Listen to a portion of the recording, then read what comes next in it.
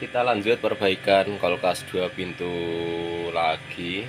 Jadi di malam ini kita kedatangan ada 4 unit elektronik, satu kipas angin, dan ada 2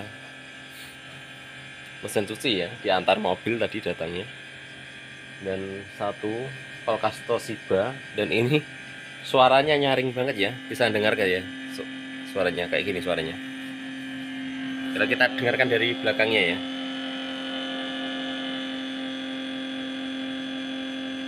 suaranya nyaring banget. Katanya sih di bawahnya itu nggak dingin katanya ya, bagian atasnya membeku.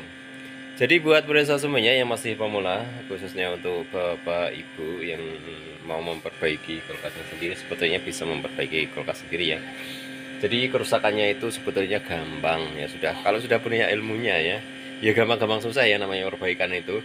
Belum tentu kasus yang sama kerusakannya sama, belum tentu. Jadi suara kasar ini ada beberapa hal yang harus kita periksa. Yang pertama yang kita periksa tentunya defrost ya. Tapi ada cara memeriksanya seperti apa ya, bukan hanya langsung ganti, tidak. Kita harus benar-benar kita cek. Dan satu defrost, kedua bisa juga fuse-nya yang putus. Ketiga bisa terjadi heaternya yang putus atau patah atau pecah dan lain sebagainya, kebakar dan lain sebagainya. Heaternya bisa juga, yang empat bisa juga jalur kabelnya, jalur soket itu harus kita benar-benar cek. Jalur soket biasa juga itu dia putus di dalam bodi kabelnya karena dia terjadi korosi, kena air dan lain sebagainya ya. Dan keempat, bisa terjadi kipasnya mati. Kalau ini suaranya kasar belum tentu jadi kipas aman kalau ada suara kasar seperti ini. Sudah 5 yang kita sebutkan. Yang terakhir bisa juga dari timernya ya. Jadi ada 6 hal yang harus kita periksa ya. Jadi ada 6. Di sini saya langsung periksa apa kerusakannya. Jadi di sini tuh ada jalan pintasnya ya. Jadi buat perusahaan semuanya, apabila mau perbaikan kulkas tentunya kita harus punya alatnya ya. Harus punya alatnya. Kalau nggak punya alatnya ya nggak bisa. Sebenarnya kita bisa, tapi kalau bagi yang ahlinya saja ya. Tapi kalau buat yang masih pemula itu kita harus punya alatnya. Kalau nggak punya alatnya kita tidak bisa mendeteksi kerusakannya ada di mana. Jadi di sini kita harus punya tang ampere ya, wajib punya tang ampere. Kenapa harus punya alatnya, Bang? Misalnya ada yang bertanya itu ya. Ini bagi yang punya ya, yang punya ya pakai alat. Kalau nggak punya ya, ya kalau mau ganti-ganti aja, coba-coba aja, monggo ya. Siapa tahu kerusakannya itu. Dan di sini langsung kita praktekkan seperti apa cara menggunakan alatnya. Jadi saya setiap perbaikan kulkas 2 pintu itu pertama yang kita bongkar adalah timernya. Sambil kita pegang timernya. Timernya bergetar ya, karena di sini tidak ada bodi yang transparan. Jadi kita tidak bisa melihat dalamnya. Hanya bisa kita pegang seperti ini ya.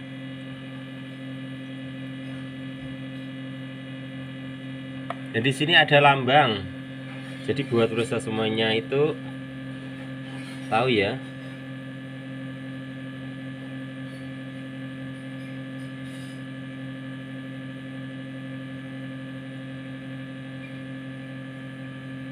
Jadi di sini ada 2, 1, 4, 3. Jadi nggak urut nomornya.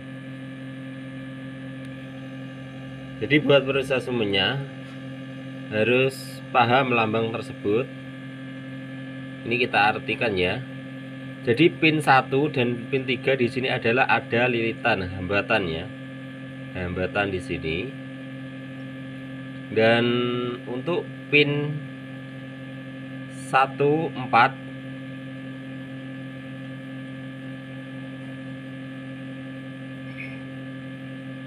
Ini saklar ya, 1 2 saklar. Saklar untuk menghubungkan arus dari pin nomor 3 itu. Jadi pin nomor 3 di sini arusnya dialirkan ke, kalau kita alirkan ke pin 2, maka pin 4 di sini akan kosong ya. Ini di garis ini artinya apabila masuk pin 2, pin 4 kosong. Bila masuk pin 4 maka pin 2 kosong. Seperti itu ya. Jadi arusnya di sini melewati pin nomor 1 untuk arus lilitannya ini. Lilitan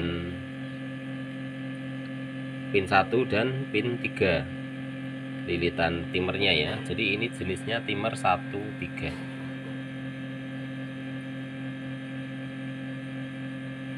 Ada tulisan 1/3 ya di sini ya. HP. Nggak tahu itu ukuran atau apa, nggak tahu juga. Untuk tegangan ini 5 ampere, tegangannya 230 volt. Tegangan tertinggi.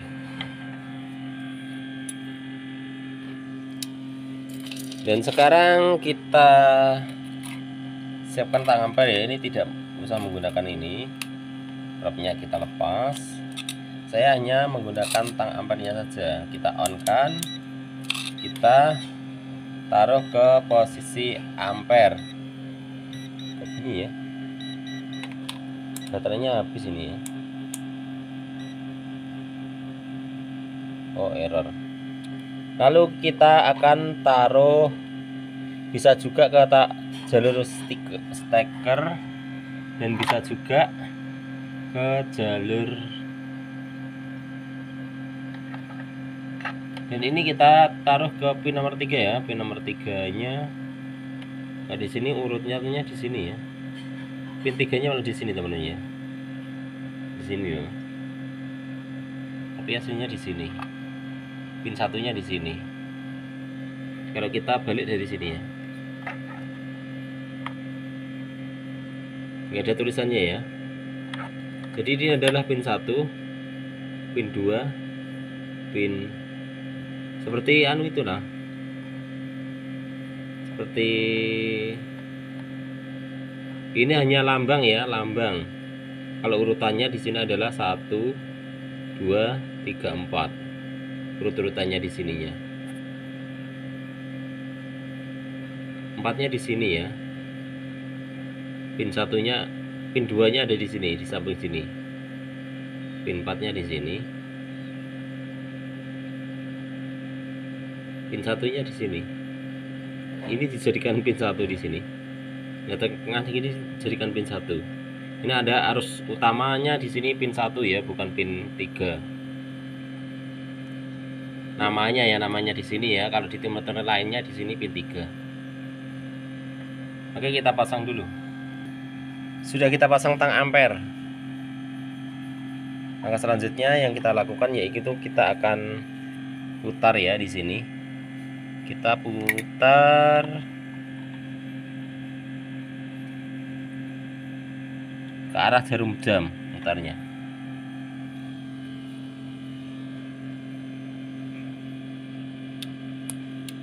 Sampai kipas suara kasar itu berhenti. Sekarang suara kipasnya sudah berhenti. Dan di sini menunjukkan 0,4 ya. Artinya untuk heaternya bekerja dengan baik ini.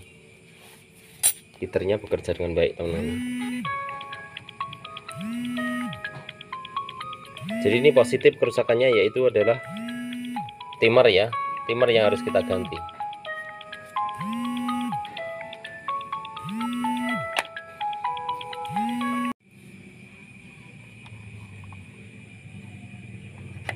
Jadi seperti ini ya kerusakannya itu. Kita vonis kerusakannya pada timernya. Karena di sini kita ukur bisa kita ganti timer sama anu ya, sama defrostnya kita ganti ya. Kalau jauh ya sekalian diganti defrostnya. Rusak gak rusak diganti defrostnya. Biasanya seperti ini nyambung defrostnya. nyambung, kadang bisa juga itu kerusakan pada deprosnya. Deprosnya saat menyambung belum selesai pencairan, depros sudah memutus jalur seperti itu ya. Ini kasus yang sering terjadi, dan bisa juga kita ganti timernya ini sembuh.